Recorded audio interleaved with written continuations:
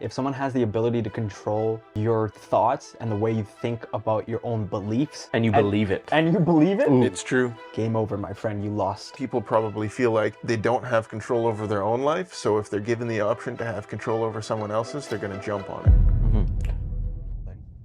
Ladies and gentlemen, welcome back to the Tool for Eyes podcast, aka the #1 podcast in Winnipeg. Thank you so much for watching, viewing, and subscribing. If you haven't already, hit the subscribe button. Today, we talk about the human nature, why we do the things we do. We talk about stories of how we got recognized, as well as different podcast trends that are going on, people moving from here to there, Joe Rogan getting signed his $100 million deal, and so forth. If you haven't already, again, please subscribe. The reasons why we do the things that we do, give us a reason to put the city on the map. Yeah. Speaking of fame, Mr. Devo. Devo, Oh yeah, that's right. let's dive into it. This is gonna be interesting. Story. Let me get your autograph, Devo. Okay, so Let's yeah, talk you know, about it. right? I've been doing this for 6 months with you guys.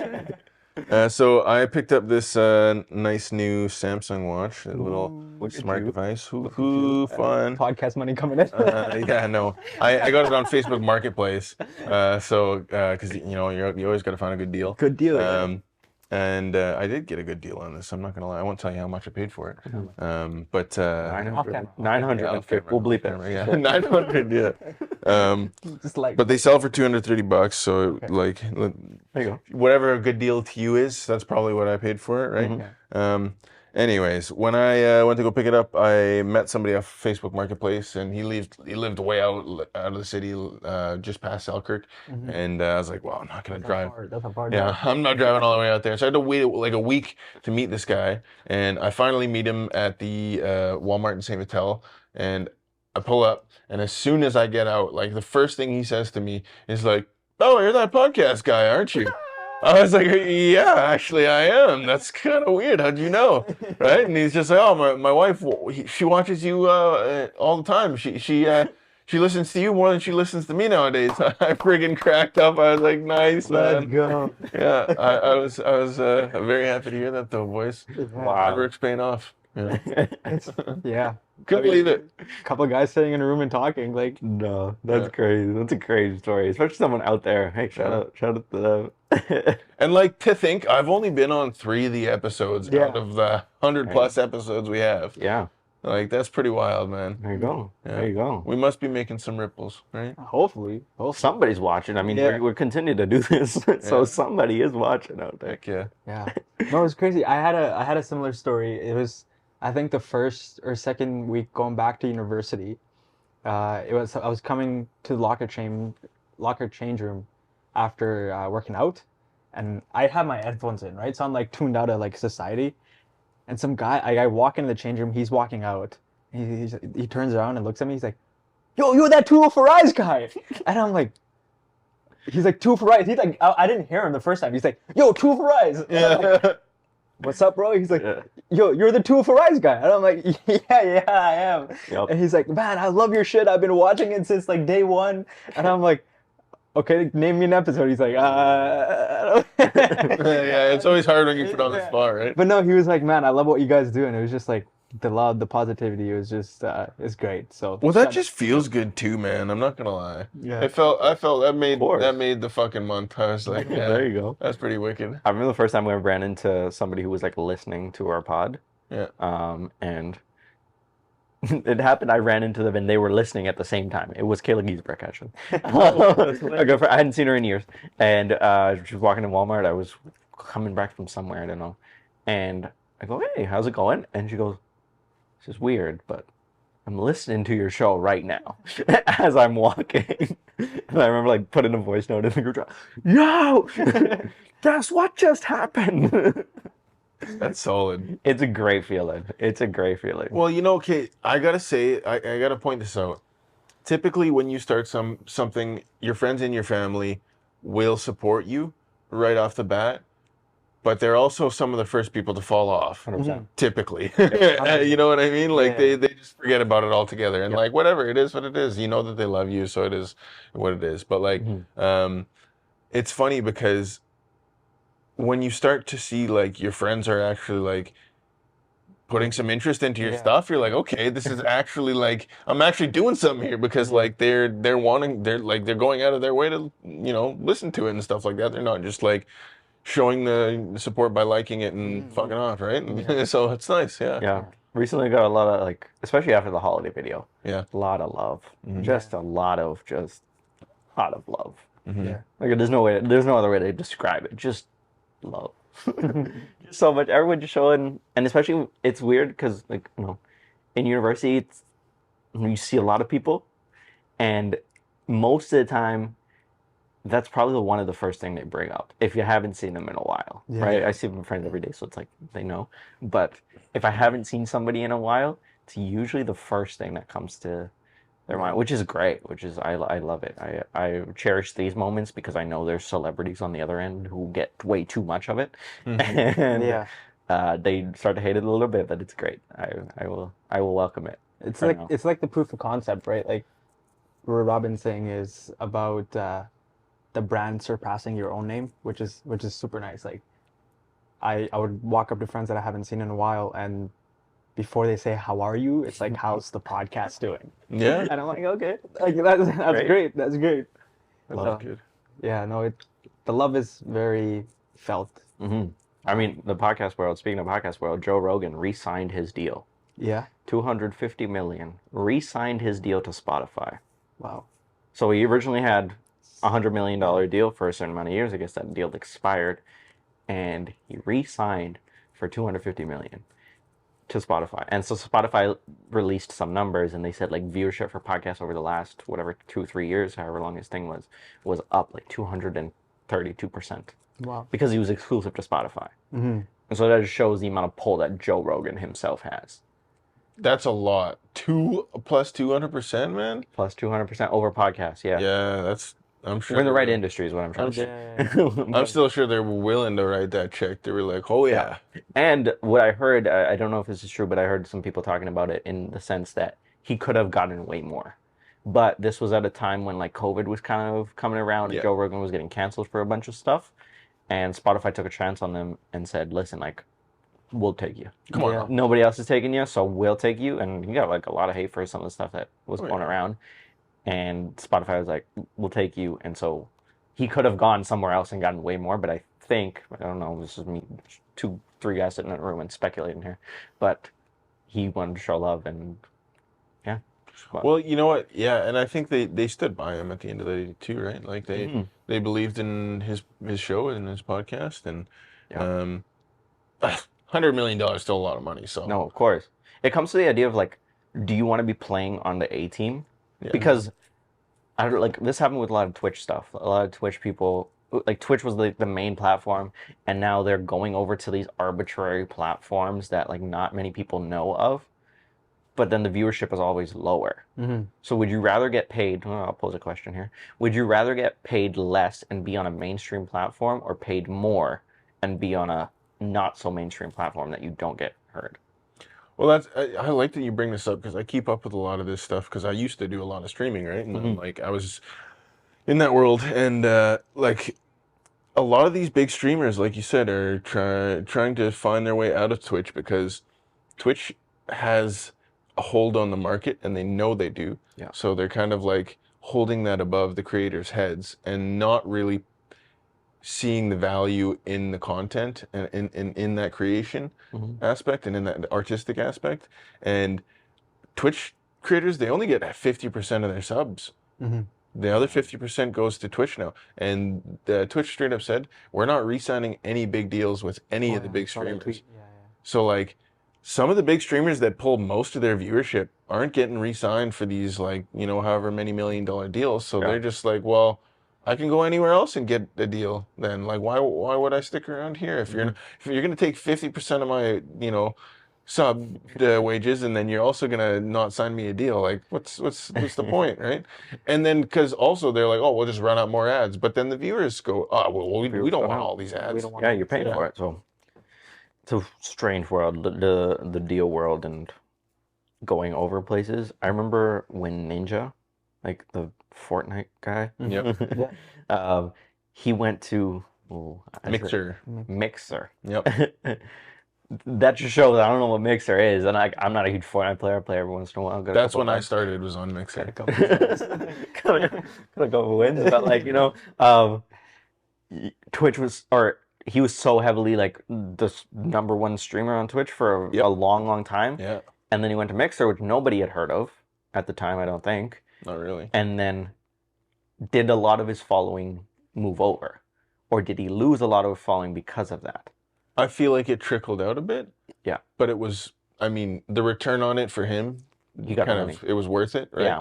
Because the way that deal worked out too, like, there was him and 2 other streamers that like got crazy huge deals for like couple $100 million. Mhm. And the way that it worked out was they were supposed to be signed on for 2 years, but the company got absolved and got sold to Facebook. Mhm. So Facebook bought out the company, which means that they had to get their contracts paid out within like 8 months of signing. Mhm. So they didn't even do a full year term, and they got the full however 100 million, $200 million or whatever it was for their 2-year term. Yeah. And then they got to sign a new deal with Facebook or YouTube or whatever else and like stack on that money as well, which is crazy. So like at the end of the day, you know, the return was worth it, but like I'm sure that like he probably had quite a bit of viewership trickle off when you're going from platform to platform to platform, right? Yeah, that's the biggest thing, right? If you have a talent or if you have like an audience and you're able to retain that audience and bring it to different platforms, then the deal is in your hand. You have the most leverage. You're bringing the leverage. You are the leverage, Yeah. right? So when Ninja goes over to Mixture, I feel like his audience is going to come with him because they're invested in Ninja. They're not invested in Twitch. It's true. They're invested in what he does and the content that he creates. So it's a business world at the end of the day, right? So if it was for us, like for example, if YouTube's not paying us, right, the what we feel like we're qualified for, then like we'll just go somewhere else that we feel valued at. Okay, so then it poses a question, but is that other platform going to have the same viewership potential as YouTube? Take Mr. Beast, for example, right? Yeah. He can go anywhere. Yeah. But he chooses to stay on YouTube to post free content because he knows that YouTube is the second most searched engine. Every Android phone has YouTube installed. It's already there. So much more people are on YouTube. So yes, he could cut $1 billion check to go to some arbitrary platform that nobody has heard of. And yes, he'll take a large majority of his audience with him, but he probably won't grow on that platform because that platform doesn't have organic growth. Right. So what's worth more? Well, I think it depends on your mission. Yeah. Right? Like if Depends how big you are. Yeah. your mission, how big you are, but it's like, what are you doing it for? If you're doing it for the money, okay, take the check. But if you're doing it, like I think Mr. Beast's mission in particular, he's there to make the majority of the people happy, right? He wants to have the biggest impact with his videos, which makes sense, which is why he's on YouTube. Yeah. But like, if for example, like a small company that's just trying to make money, you're gonna go where the money is, right? So like, at the end of the day, your viewership, if you're getting based on your viewership, then stay with YouTube. But if it's based off of money, I would say it, like you said, it depends on the goal though, right? Yeah. So like if you're a established creator with a great following already, like it really doesn't matter where you go at the end of the day. You're gonna have that following follow you, like you guys said. Yeah. So take the check. But Might would as you well. build more following then? Because That's you're true. That's hard to say though. You're capped. Right? Everybody's different. Yeah. What if you're happy with 200,000 followers? Yeah. You may be happy with 1 million or 1.6 million or whatever it may be, and that's where you want to stay at, and you don't care if you grow anymore or what the rate at which you're growing at. It's just the fact that you're trying to retain a certain audience, right? And so like in that case, yeah, I would take the check for sure. But like if I was somebody who's focused on growing, I would obviously take the platform that gets me the most exposure, right? Yeah. So I think it also depends on the stage of where you are. For example, take Joe Rogan. Yeah. He's a well-established podcast. He knows he has a core audience that's gonna stick to him no matter what platform he goes to. Yeah. Whether that's Spotify, whether that's Apple Podcast, no matter where he goes, that audience is coming along. So as long as his core audience is coming, I don't think he cares less about like the average Joe watching into his episode with like Kevin Hart or David Goggins. Like people are going to watch that regardless, but he's bringing a core group of people that want to stick to what Joe Rogan's about. So speaking about the Joe Rogan deal, so I looked into this when it first got announced. $100 million Spotify exclusive, but he was still able to post clips to YouTube. That was one of his things, his team or someone negotiated to say that, listen, we won't post the full, because it used to be on YouTube. Yeah. The whole Joe Rogan experience, every video, everything used to be on YouTube, the full 3 hours. they no longer, so the full episode is exclusive to Spotify, but he was still allowed, and that's one of the things that was in the deal that said, I still want to be able to post on YouTube. I still want to be able to post clips, like longer form clips, not the short form. They don't even do short form. Because they don't need it, but Yeah. they don't even need it. But especially the longer form clips, what we call LCs in our business, they still do that, and to this day they still do that. So it's interesting why Joe Rogan was like, okay, yes, I'll just take the exclusive to Spotify, but he still wants to be posted on YouTube for those reach, because those clips on YouTube still do numbers. Well, if I recall correctly, had something. The reason why he also went to Spotify was because he kept getting demonetized on YouTube on certain episodes, and they were getting taken down, and he was getting censored. And he was like, "Come on, man! Like, so like, some of the stuff he understood, other stuff he was like, okay, this seems a little, like." Pushing it, like, so I get why he went to Spotify at the end of the day too, because it kind of like same thing with the Twitch values, right? It's like if you're gonna take 50% of the money that I earn, then maybe I'll jump ship, right? Kind of thing, because like, and a lot of Twitch streamers do get like banned and stuff for like extensive periods of time, and which really hurts their income, right? For silly things. And it's at the end of the day, it's somebody else, another human sitting behind a desk dictating how you operate your own business that you own. And that kind of sucks. You know what I mean?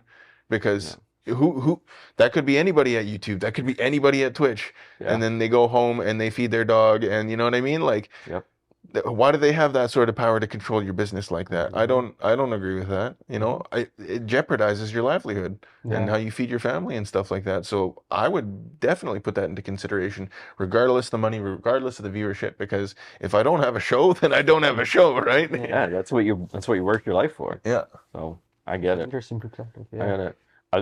Speaking of perspective, you also have to look at the business itself. Spotify was comfortable writing $100 million check to a creator. Yeah.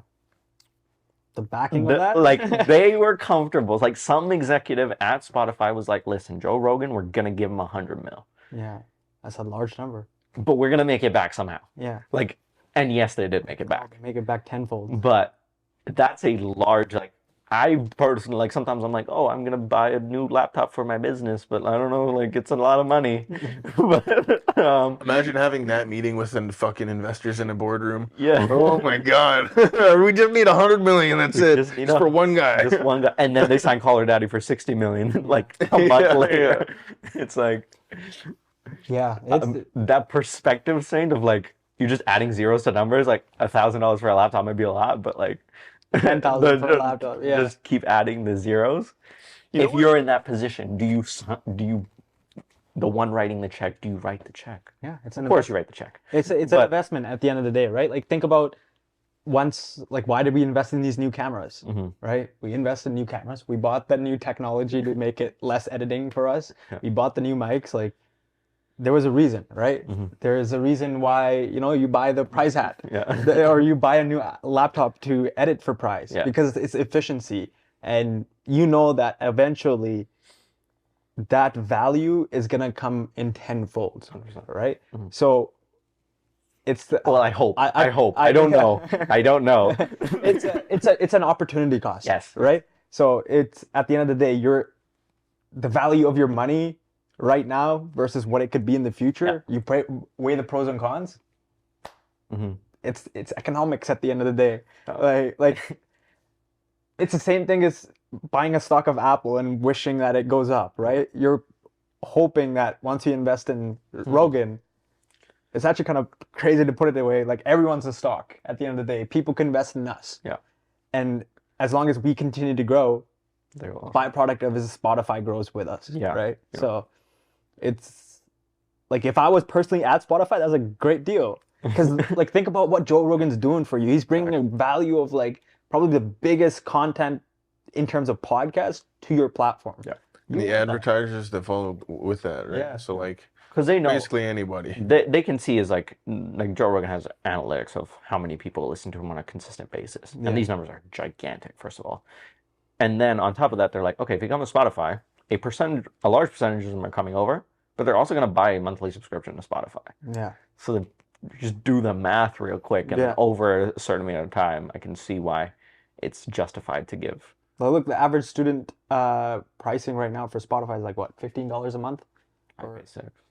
You pay 6? I thought it was only for 4 months. Or no, actually, yeah, I think I'm a student. I'm a student. Yeah, I six. pay Yeah, 6. yeah. Sorry, it's 6. Yeah, Yeah, my bad. My bad. $6.50 every month. Yeah, so $6.50 every month. Multiply that. Let's do the math real quick. Yeah. Well, I pay $72. 60 or sorry, 6. Let's say $7 Yeah. a month times 12, 84. I pay $84, like $100 a year. Right? A little under. Like yeah. So, but I'm okay with paying that because I use it so much. Yeah, like that's literally the number one app I use on my phone. Yeah. So, convenience. Yeah, like imagine a surplus of 1 million people, let's say, that are consistent. His core, like 1 million people, multiply that by $100. Yeah. Here, there you go. You have your money back. You have your money back. Within a year. And he's easily got like $1 million. Not even a year, bro. Maybe like in the first week. Yeah, you'd probably make your money back. So that's crazy to me. It's just the perspective is something that is crazy to me. That's insane. That when you deal with such like high numbers, you just get accustomed to it. It's like, oh, we just gave Joe Rogan 100, and we can give you 60. And not only that, they signed so many deals after that, like exclusive podcasters, and the results speak for themselves. 3 years later, podcast viewership's up 232%. It's also a scary thing because at what point do you get prone to that, right? Like same thing as doctors. When you've seen the number of deaths, death is like the normal day of your life now, right? When you start signing 100 million deals, 100 mil is nothing to you. Yep. Like, you know, when we started releasing episodes every week, it was like, this is nothing to us anymore. Like, you're just standard rises, right? Even with like your marketing agencies where you know, you sound a first guest for like $200. Now that is, you won't even think about that number, right? Like it's just. I've felt that a lot, especially with the agency. Like, my first deal was $33 for like jumping, going crazy. Yeah, he called me and he was like going nuts. He was like, "Harsh, I saw my first deal." I'm like, "How?" He tells me the number. I'm like, "Okay, cool." Yeah, it was tiny. It was tiny. But now he'll call me and he'll tell me the numbers, and I'm like. Yeah, the deals now aren't the same. Yeah. To me, but perspective-wise, because they're insane to me now, but like in like a year ago, to somebody else, to the Spotify exec that signed at 100 million, this is nothing. Like that's is nothing. That's like a penny to them. This is like less than that. Like, what are you doing? Yeah. So it's perspective is insane. I was also gonna say, like, it comes with making a blueprint, right? Yeah. Once you've got the blueprint made, it's just you extrapolate the math in a sense, right? Yeah. So system building. That when you figure that out, bro, you're instant millionaire. Yep. But it comes down to marketing, and you got to do a lot of other things as well. So it's not like, yes, you get the check, but there's a lot of work that goes behind the scenes that nobody else sees. Oh, yeah. Well, it's like starting a school. It's like people think, oh, you just teach a class. No, you got to build a curriculum. And you got to, like hire people to actually understand it and teach it and da-da-da. And like there's a lot of stuff that goes behind it, right? Yeah. Have you guys seen the new marketing trends that are going on? I find them hilarious and they work so well. I'll tell you what I mean. As soon as I tell you, you're gonna know. Yeah. Day one of blank. Yeah. Okay. Adding a mile for every follower I get. Drinking 4 liters of milk for every 1,000 whatever thing. The challenge-based and stuff. Some of these accounts have hundreds of thousands of followers. Yeah. There's one I came across. It was like adding a person to a conga line every time I gain a follower. It's like this 3D animation of adding a conga person. 2.2 million followers.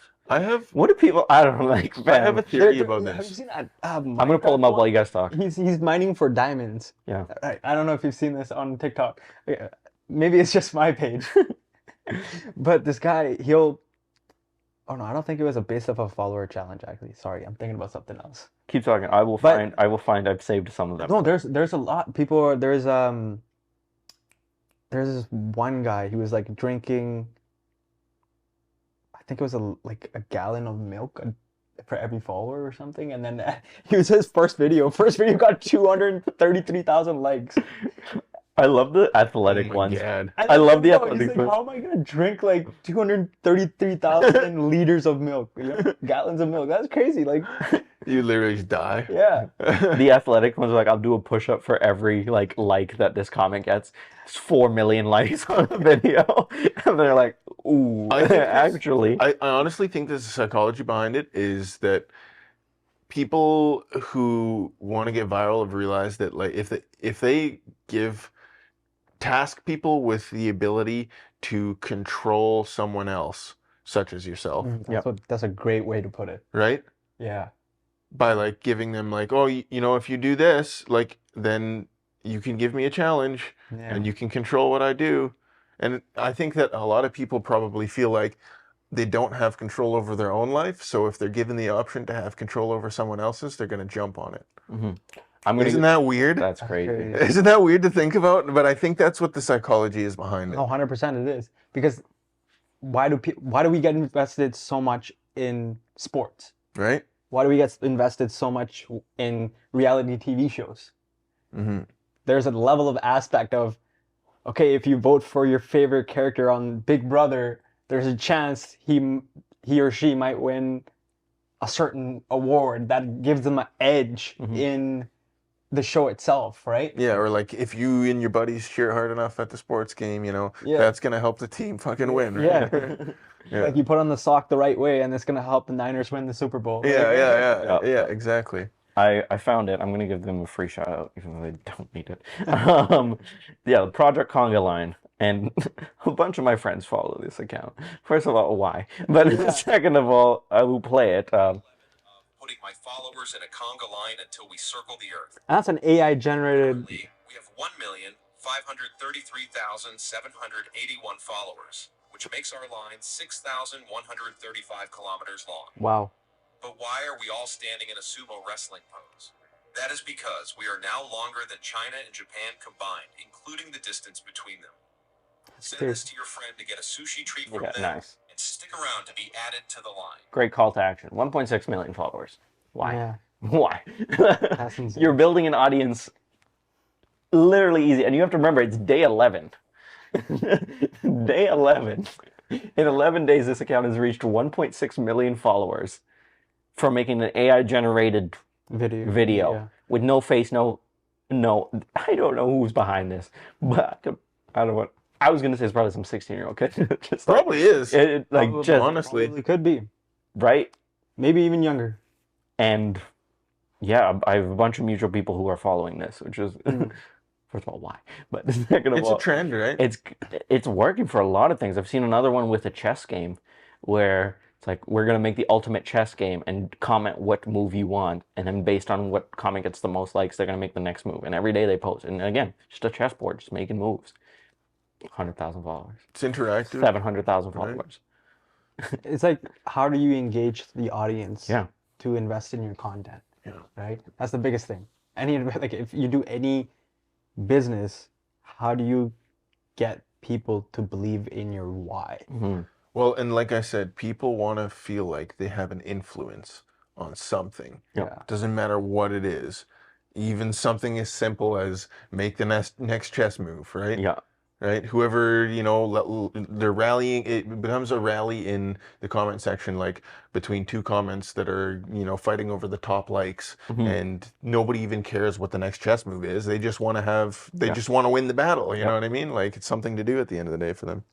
That brings in the perspective of what we originally started with is like, would you rather take that group of people and put them in like a smaller platform where the viewership is not good? Now think about it. If you have the power to control people, like right now we understand that this type of stuff gets numerous of views. Yeah. We purposely could brainstorm an idea That's what I'm saying. to control the content that people consume. Do you understand the power of that? That's what I was gonna say. Then my next question was, yes, you can create an AI generator, but if you already have a business, Yeah. how do you create something daily sort of challenge, a daily kind of getting people together? And if you can crack that code, which I'm sure some people have, but I just haven't come across their accounts yet, you have unlimited potential of the amount of people that will join. for every like on this video, we'll release an episode. Please don't do that. Oh, yeah. Please don't do that. Bro, we're gonna wake up tomorrow with 4 million likes. Great. No, it's not. Because we're gonna Like 90 years old. All right. episode reverse. 1000 something. No, but like I've thought about it, right? So you do like for every like this gets, you extend the podcast 1 minute. okay. And you start off at like 1 sec or Yeah. a second. I've thought about it. But again, you have to then I'm the kind of guy that'd be like, okay, I actually gotta do it. You gotta do Like it. you can't just be like, I'm not gonna do it. There was one kid, 15-year-old kid, I don't know what his name is, but this guy just recording a regular video. He was like, if this gets 1 million views, I'm gonna do whatever the top comment says. Gets like 20 million views. And the top comment's like, move to Thailand, become a UFC champion, and then like come back 20 years and do it. And obviously this kid does not go to Thailand. And for the next 20 videos he posts, it's just ripping into him because he didn't follow what the top comment says. Yeah. Because the internet's a great Bite off place. more than you can chew. The internet is a great place, but it's also a horrendous place. as Oh, well. yeah. It's ruthless, man. It's ruthless. Don't give people the opportunity. See, that's it though. Don't give people too much influence and too much power because they will abuse it. Yeah.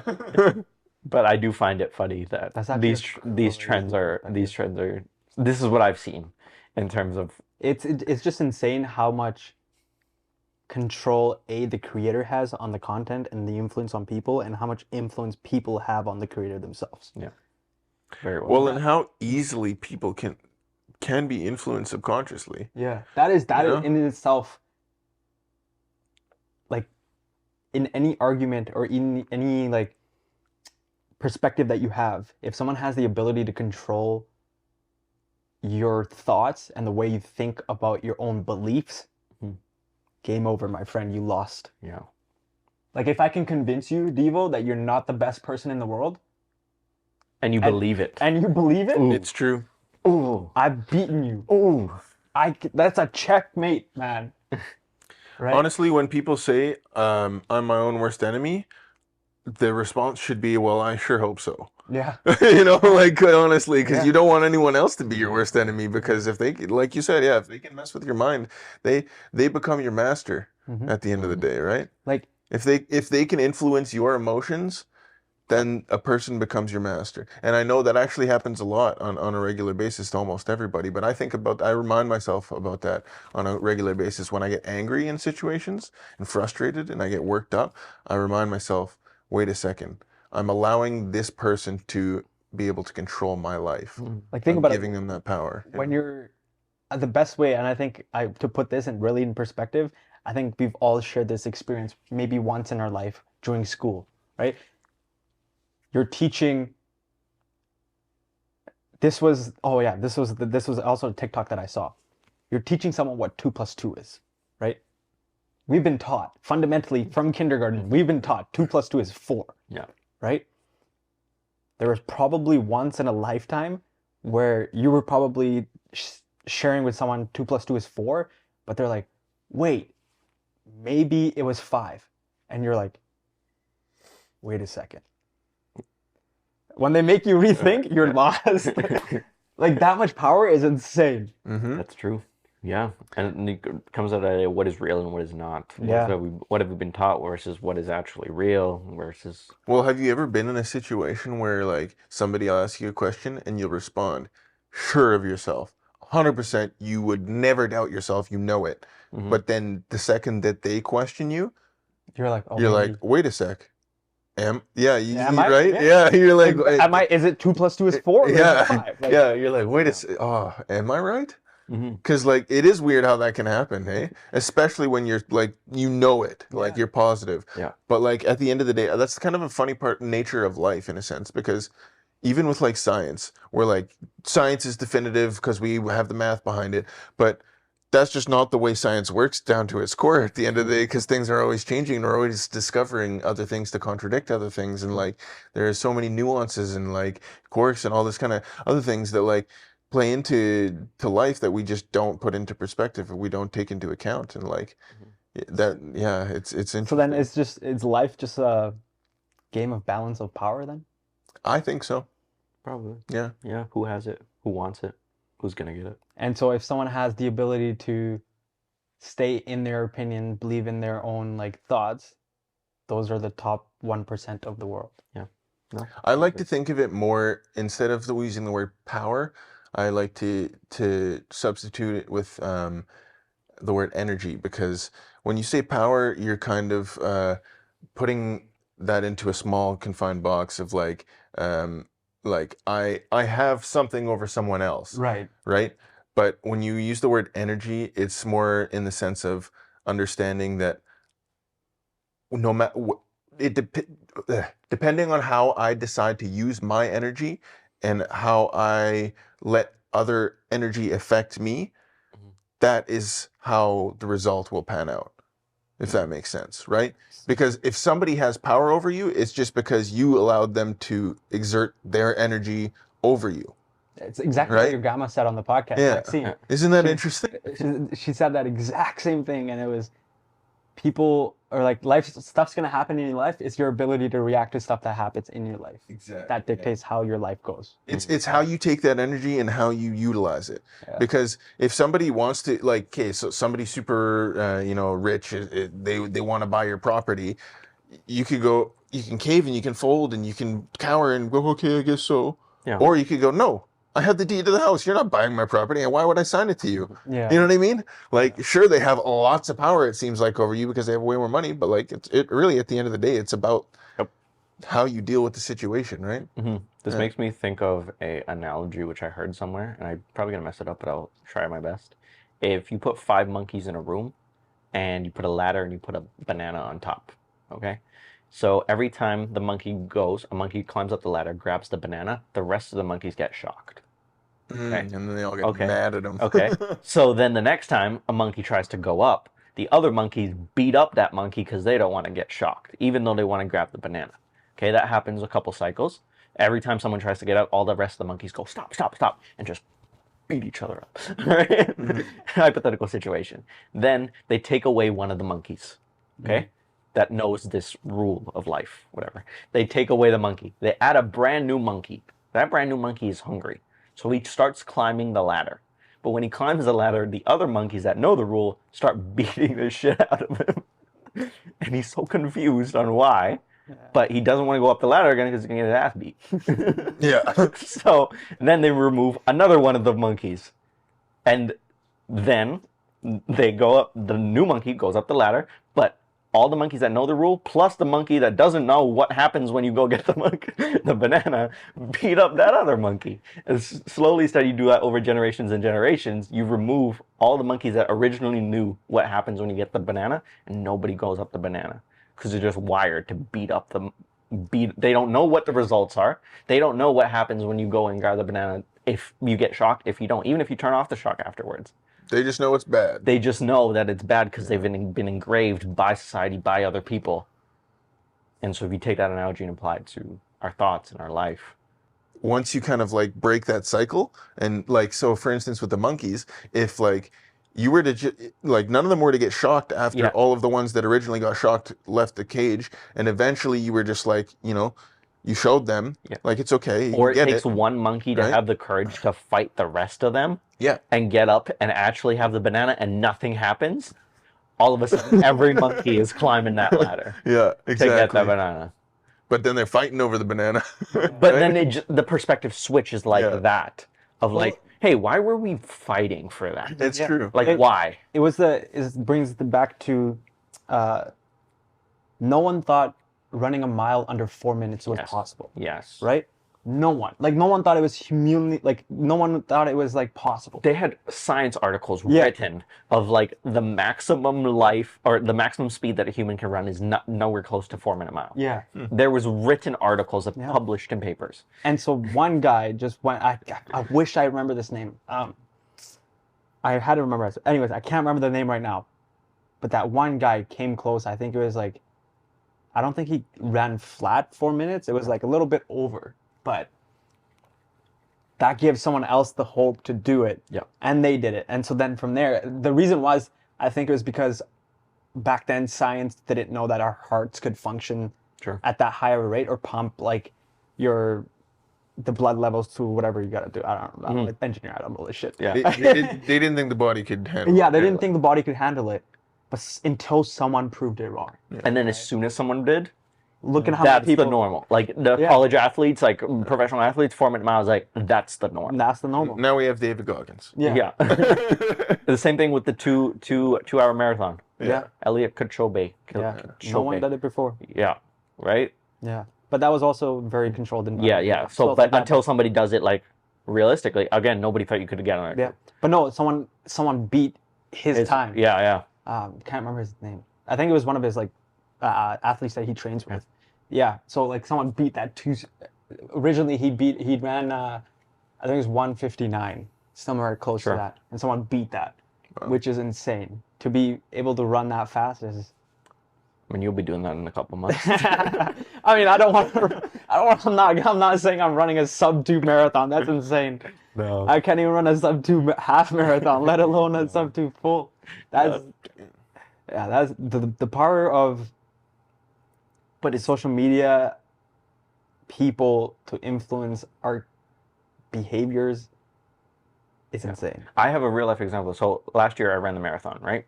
My whole family was like, not a good idea. Our family doesn't run marathons. Not going to happen. Ran the marathon, was completely fine. My uncle, who's in Morocco right now for like school stuff, or like he's a professor, he just ran a half marathon. Like just he walked it, but like he still he did did it. And it just occurred to me, it was like, you would not have done that if I was not able, like if I wasn't able to, like if we weren't as a family able to prove that, listen, we can run marathons. Yeah. Millions of people run half marathons a year. Yeah. But for some reason, it's just being great, like, listen, like it's dangerous, you're going to hurt yourself, which you can, it's true, but if you don't train for it. But it's just, you breaking that limiting belief of, that's the way it's supposed to be. That's a great way to put it. It's a lot of people put their limits on what they can achieve. Yeah. And until someone breaks that limit, you're always gonna with your eyes open. Yeah. It's crazy how your eyes open. I can't tell you how many times myself, I've thought to myself, like, I can't handle any more stress in my life. It's impossible. I feel like I'm at my breaking point. There's no other way. Like, this is it. If I like have to put up with anything more than this, like, I'm gonna fucking snap. And then a few months later, I look back and I'm like, oh, like, that wasn't so bad. Yeah. Like, and then all of a sudden it becomes like that point that I had gotten to was easy. Yeah, it's the norm, right? Yeah. And then I'm just like, oh, I can handle this. Yep. And it's like, it's about increasing those thresholds, right? And expanding upon your ability. And I think, yeah. But it's also, there's also an opposite side to that, which is the negative side, right? So for example, we're all like, we like to stay busy. We like to, continually do things. But that when there's a time where we don't have anything to do, we feel guilty about it. Yeah. Oh, yeah. Or like we sit here and we're like, what the fuck do I do with my time? Yeah. Right? We question that because we don't know how to, like, our brains have been trained to perform at a very high level, right? And so when we're not performing at that level, we don't know how to be normal, which could be whatever your normal is in life. Sure. Right? If you're continuously performing at such a high stage, how do you come back to when you have nothing? But do you want to come back? That's the real question. That's the thing. I relate this to a lot to the gym as well, right? The people, it takes so long to get to 45 on a bench press. I don't know, at least for me, it took a while. I'm still not fully there, right? But I can get a 45 up, right? It takes so long. But then I see guys at the gym, that's their warm-up. Yeah. Like, they don't want to go down to back to 25 or 10s or the bar. They, like, there's no reason for them to go back down. They're just going to start at their... So whatever my max is someone's starting point. Yeah. It's perspective. It's perspective, right? Yeah. And you can take the same thing for business as well. My max amount of money that I think I'm going to earn is somebody's starting point. Yeah. Like, they don't do deals less than that. Like, my yearly salary is somebody's one deal or one thing. That's another thing. Don't ever compare yourself to someone else. It's hard to do. Everybody's unique. Everybody's life moves at different paces, and there's always different circumstances. Nobody's the same at the end of the day, right? Yeah. I think that's a mistake that people often make with working on projects, working on business, working on themselves, whatever it may be, going to the gym, they like to look around and look at everyone else and go, "Oh, why am I not like that?" Or the opposite direction. They gas themselves up and they go, "I'm so much better than everyone else." Either way, it's detrimental for your ego. You're either putting yourself down or gassing yourself up way too much. And yeah, you want to find that nice even keel balance where you really just focus on yourself. That's all that matters, you know? Yeah. I think the difference there is jealousy versus envy. If you're jealous of someone, it's like you want them to do poorly. Of like, hey, I'm jealous of you, but you shouldn't be in that position. Envy is like, I'm so glad you're in that position, but I also want what you want. I don't want you to hurt yourself. I don't want you to be worse.